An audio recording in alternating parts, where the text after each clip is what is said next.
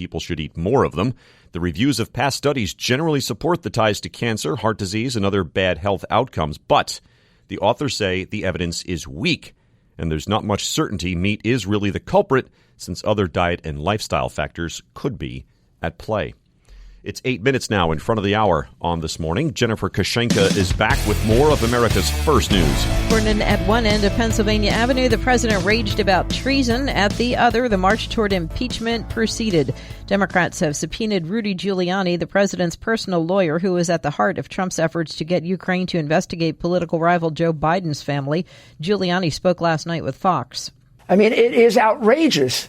The only really sad part of this is how much in the tank and how corrupt this media has become. They have corruption staring them in the face, and they close their eyes to it, and then they make up charges against President Trump. One of Trump's staunchest defenders, Senate Majority Leader Mitch McConnell, told CNBC he would have to consider articles of impeachment if the House approves them. Yeah, it's a Senate rule related to impeachment that would take 67 votes to change. So I would have no choice but to take it up. Democrats moved aggressively against Giuliani, requesting by October 15th text messages, phone records, and other communications that they referred to as possible evidence. Meanwhile, the circle of officials with knowledge of Trump's phone call to Ukraine's president widened with the revelation that Secretary of State Mike Pompeo listened in on the July 25th conversation. Congressman Christopher Collins of New York has resigned ahead of his expected guilty plea to charges related to an insider trading case involving his son and an Australian biotech company. It wasn't immediately clear exactly what charges Collins would plead guilty to today. In September, the Republican representative from Western New York pleaded not guilty to a revised set of insider trading charges. While folks in Montana dig out from an historic snowstorm, people in the South wonder how much longer this endless summer can last.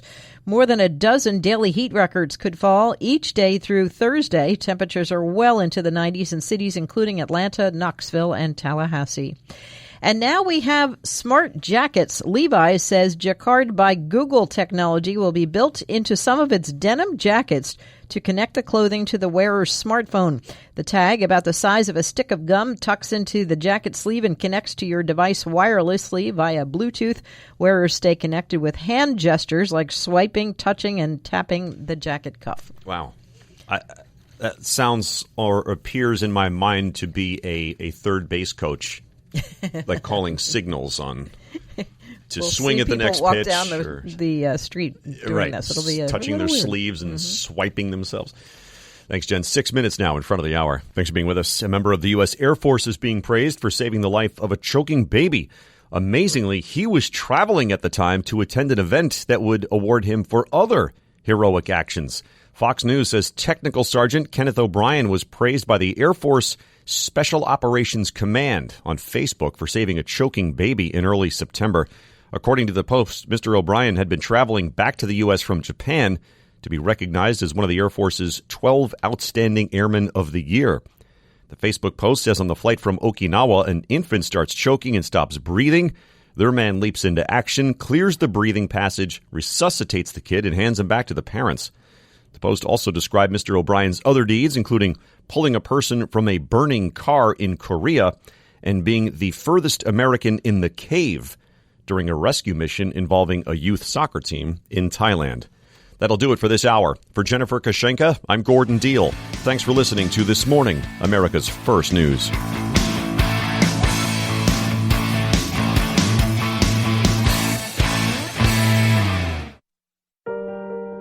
Michigan is one of the best places in the country to do business. But you don't have to take our word for it. Take Evan Lyles, CEO of Roush Enterprises, instead.